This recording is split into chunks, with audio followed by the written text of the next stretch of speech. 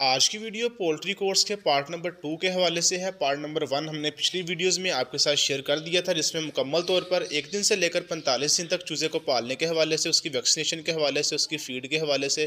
تمام چیزوں کے حوالے سے تمام قسم کی ڈیٹیل ہم نے اس ویڈیو میں شیئر کی تھی۔ تو انشاءاللہ پارٹ نمبر 2 میں مکمل طور پر آپ کو ویکسینیشن کے طریقہ کار کہ آپ نے کون سی ویکسین کون سے دن پہ لگانی ہے، کیسے لگانی ہے اور کب لگانی ہے، تمام چیزیں انشاءاللہ ڈیٹیل کے ساتھ آپ کے ساتھ اس ویڈیو میں شیئر کرنے والے ہیں۔ اس کے ساتھ ساتھ سیزن وائز فارمنگ کے حوالے سے بھی تمام ڈیٹیلز انشاءاللہ اس ویڈیو میں آپ کے ساتھ شیئر کریں گے کہ آپ نے کون سے سیزن میں چھوٹا چوزا ڈالنا ہے، کون سے سیزن میں آپ نے بڑی مرغی ڈالنی ہے، کیونکہ اگر آپ پولٹری کو سیزن وائز لے کے چلیں گے پھر اس میں فائدہ، اگر پولٹری کو آپ سیزن وائز نہیں لے کے چلیں گے تو آپ کو اس میں فائدے کے بجائے الٹا نقصان ہو جائے گا۔ تو انشاءاللہ موسم کے حساب سے تمام قسم کا پروسیس آپ کے ساتھ شیئر کریں گے کہ کون سے موسم میں منافع زیادہ ہوتا ہے، مورٹیلٹی کی ریشو بھی کم ہوتی ہے اور مرغی کا وزن بھی زیادہ بڑھتا ہے، کیونکہ موسم بہت زیادہ میٹر کرتا ہے۔ اگر آپ موسم کے حساب سے فارمنگ کو لے کے چلیں گے تو اس میں انشاءاللہ آپ کو بہترین قسم کا فائدہ ہوگا۔ تو تمام قسم کی معلومات کے لیے ویڈیو کو آخر تک ضرور دیکھیے گا۔ تو چلے بلا تاخیر ویڈیو کا آغاز کرتے ہیں۔ تو سب سے پہلے ہم بات کر لیتے ہیں چھوٹے چوزے کے حوالے سے کہ چھوٹا چوزا آپ کو کس موسم میں ڈالنا چاہیے۔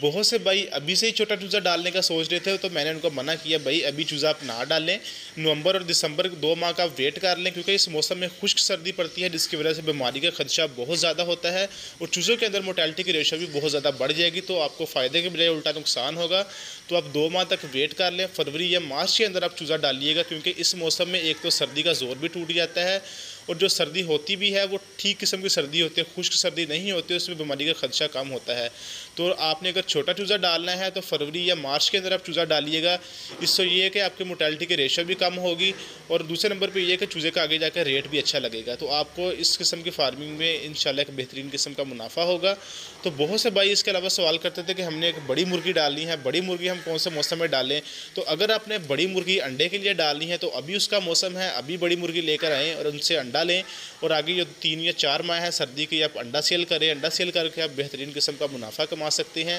تو جس ریٹ پہ آپ نے مرغی لی ہوگی انڈا لینے کے بعد دوبارہ آپ اس مرغی کو اسی ریٹ پہ سیل کریں اور دوبارہ آپ چھوٹا چوزا ڈالیں۔ تو یہ انشاءاللہ اگر آپ فارمنگ کو سیزن وائز لے کے چلیں گے تو میں آپ کو گارنٹی دیتا ہوں آپ کبھی بھی نقصان نہیں کریں گے۔ اس کے علاوہ تمام قسم کی مینجمنٹ کے حوالے سے باقی ویڈیوز میں بھی انشاءاللہ پولٹری کورس آپ کے لیے لے کر آئیں گے، جس میں مرغی کی جو پروٹوکول ہے، مرغی رکھیں تو اس میں بیماری کا خدشہ نہ آئے، انڈے کی اس کی پروڈکشن بھی زیادہ ہو۔ انشاءاللہ تمام قسم کی ڈیٹیلز انشاءاللہ نیکسٹ ویڈیوز میں آپ کے ساتھ شیئر کریں گے۔ اب ہم بات کر لیتے ہیں ویکسینیشن کے شیڈول کے اوپر۔ آپ نے چھوٹے چوزے کو کون سی ویکسین کون سے دن پہ لگانی ہے، کیسے لگانی ہے اور کب لگانی ہے، کیونکہ میں نے پچھلی ویڈیوز میں آپ کو بتایا تھا کہ انشاءاللہ نیکسٹ ویڈیو میں آپ کے ساتھ تمام پروسیس شیئر کریں گے۔ تو آپ نے چھوٹے چوزے کو ٹوٹل 3 ویکسینز لگانی ہوتی ہیں۔ ڈے 1 پہ میرکس کی ویکسین HD کی طرف سے لگ کے آتی ہے، آپ ان کو پھر بھی فورس کریں کہ ہمیں میرکس کی ویکسین آپ لگا کے دیں، اور اس کے علاوہ 5ویں یا 6ٹھے دن کے اوپر آپ نے NDIB کی اس کو ویکسین کرنی ہے، 15 سے 16ویں دن کے اوپر آپ نے ان کو گمبورو کی ویکسین کرنی ہے، 25ویں سے 26ویں دن کے اوپر آپ نے ان کو ND لسوٹا کی ویکسین کرنی ہے۔